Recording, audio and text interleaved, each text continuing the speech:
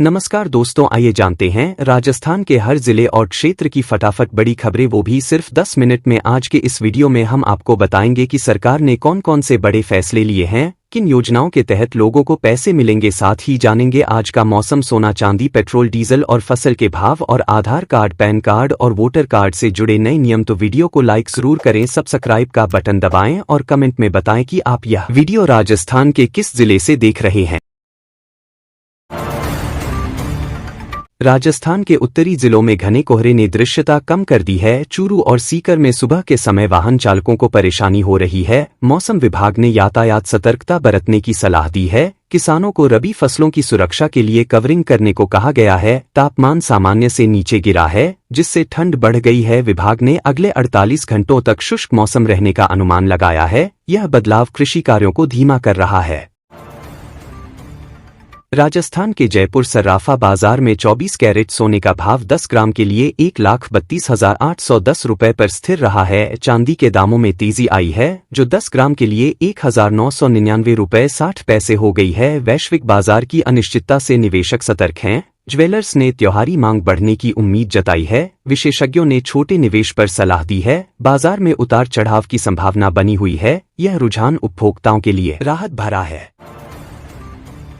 पाली के बाजार में 24 कैरेट सोने का भाव 10 ग्राम के लिए 1,39,685 रुपये तक लुढ़क गया है। 22 कैरेट का भाव 1,28,687 रुपये पर पहुंचा है। चांदी के दाम स्थिर हैं, लेकिन औद्योगिक मांग से दबाव है। व्यापारियों ने वैश्विक संकेतों पर नजर रखने को कहा है। निवेशकों में हलचल है। यह बदलाव ज्वेलरी खरीद पर असर डाल सकता है। बाजार विशेषज्ञों ने सकारात्मक रुझान की भविष्यवाणी की है।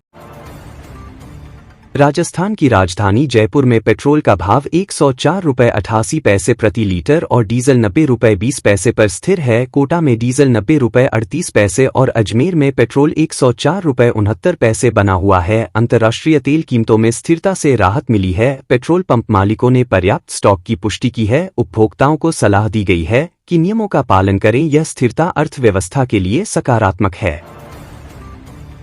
राजस्थान के सरकारी कर्मचारियों और पेंशनभोगियों के लिए एकीकृत पेंशन योजना अधिसूचित हो गई है। राष्ट्रीय पेंशन प्रणाली के तहत 50% गारंटीड पेंशन का प्रावधान है। अंतिम 12 महीनों के औसत वेतन पर आधारित यह योजना 65 लाख पेंशनर्स को लाभ देगी। वित्त मंत्रालय ने गजट नोटिफिकेशन जारी किया है। कर्मचारियों ने इसे स्वागत योग्य बताया है। यह कदम वित्तीय सुरक्षा बढ़ाएगा। आवेदन प्रक्रिया सरल बनाई गई है। राजस्थान में केंद्रीय पेंशनभोगियों को 8वें वेतन आयोग से 30 से 34% की बढ़ोतरी मिलने की संभावना है। 65 लाख पेंशनर्स प्रभावित होंगे। कैबिनेट ने दिशा निर्देश मंजूर किए हैं। यह 1 जनवरी 2026 से लागू होगा। कर्मचारी संगठनों ने मांग पूरी होने पर प्रसन्नता जताई है। योजना पारदर्शिता बढ़ाएगी। पेंशन वितरण प्रक्रिया तेज होगी। राजस्थान में केंद्र सरकार ने 9,000 किसानों को ऋण वितरण का लक्ष्य रखा है। वित्त मंत्री ने क्रेडिट आउटरीच कार्यक्रम में घोषणा की है। यह योजना फसल उत्पादन बढ़ाने में मदद करेगी। किसान संगठनों ने सराहना की है। आवेदन प्रक्रिया ऑनलाइन शुरू हो गई है। यह कदम ग्रामीण अर्थव्यवस्था को मजबूत करेगा। लाखों किसान लाभान्वित होंगे। नागौर के एक किसान ने फसल बीमा क्लेम न मिलने पर 500 रुपये के नोट बोने का विरोध प्रदर्शन किया। अतिवृष्टि से फसल बर्बाद हुई, लेकिन क्लेम लंबित है। किसान संगठनों ने सरकार से तत्काल भुगतान की मांग की है। यह घटना बीमा प्रक्रिया की कमियों को उजागर करती है। विभाग ने जांच का आश्वासन दिया है। किसानों को आर्थिक सहायता जरूरी है। राजस्थान बीजेपी में नितिन नाबिन को राष्ट्रीय कार्यकारी अध्यक्ष बनाया गया है। संगठन को मजबूत करने पर जोर दिया जाएगा। पार्टी ने बंगाल चुनाव जीतने का दावा किया है। यह नियुक्ति पीढ़ीगत बदलाव का संकेत है। कार्यकर्ताओं में उत्साह है। राजनीतिक हलचल तेज हो गई है। राजस्थान में कांग्रेस की वोट चोरी रैली में मोदी विरोधी नारे लगे। बीजेपी ने इसे संविधान पर हमला बताया। पार्टी ने कांग्रेस के एजेंडे पर सवाल उठाए। यह घटना राजनीतिक तनाव बढ़ा रही है। दोनों पक्षों के बीच बहस तेज है। राजस्थान के बांसवाड़ा में प्रधानमंत्री ने दूसरे परमाणु संयंत्र का शिलान्यास किया। 52 वर्षों बाद यह नया कदम ऊर्जा सुरक्षा बढ़ाएगा। कई विकास परियोजनाओं का उद्घाटन हुआ। स्थानीय लोगों में खुशी की लहर है। यह योजना आर्थिक विकास को गति देगी। राजस्थान पुलिस ने विशेष अभियान चलाकर अपराधियों पर नकेल कसी है। नई आपराधिक कानूनों के तहत प्रशिक्षण दिया गया। अपराध दर में कमी आई है। जनता में विश्वास बढ़ा है। यह कदम कानून व्यवस्था मजबूत करेगा। राजस्थान लोक सेवा आयोग ने सहायक प्रोफेसर के 575 पदों पर भर्ती अधिसूचना जारी की है। योग्य उम्मीदवार आवेदन कर सकते हैं। परीक्षा प्रक्रिया पारदर्शी होगी। युवाओं में उत्साह है। यह भर्ती शिक्षा क्षेत्र को मजबूत करेगी। राजस्थान सरकार ने 5 विभागों में 12,121 पदों पर सीधी भर्ती मंजूर की है। आरपीएससी ने आवेदन प्रक्रिया शुरू की है। परीक्षा तिथियां जल्द घोषित होंगी। बेरोजगार युवाओं को अवसर मिलेगा। यह कदम रोजगार सृजन में मददगार है।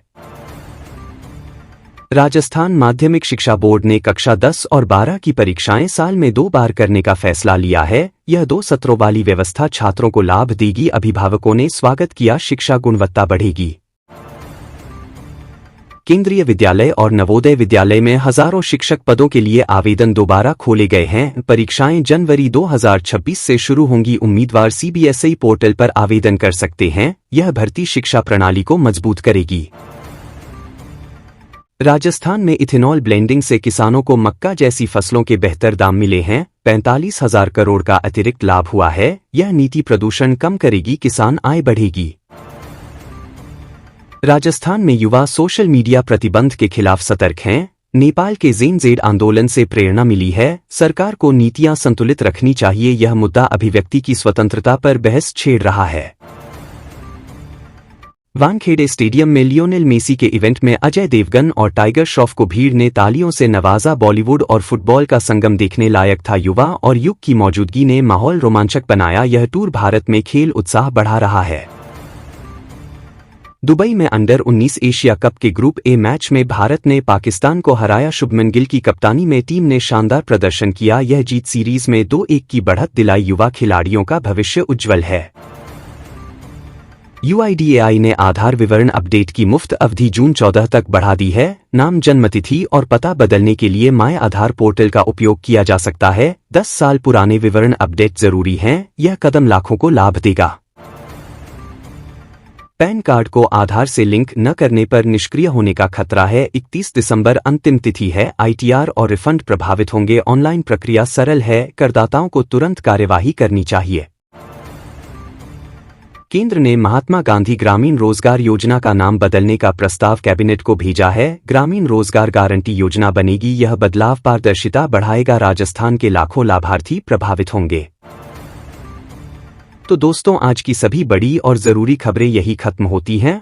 अगर आपको यह जानकारी उपयोगी लगी हो तो वीडियो को लाइक जरूर करें, अपने दोस्तों और परिवार के साथ शेयर करें और नीचे कमेंट करके बताएं कि आपके जिले या गांव में हालात कैसे हैं। ऐसी ही ताज़ा और भरोसेमंद अपडेट्स के लिए हमारे साथ जुड़े रहें और वीडियो को अंत तक देखने के लिए आपका बहुत बहुत धन्यवाद।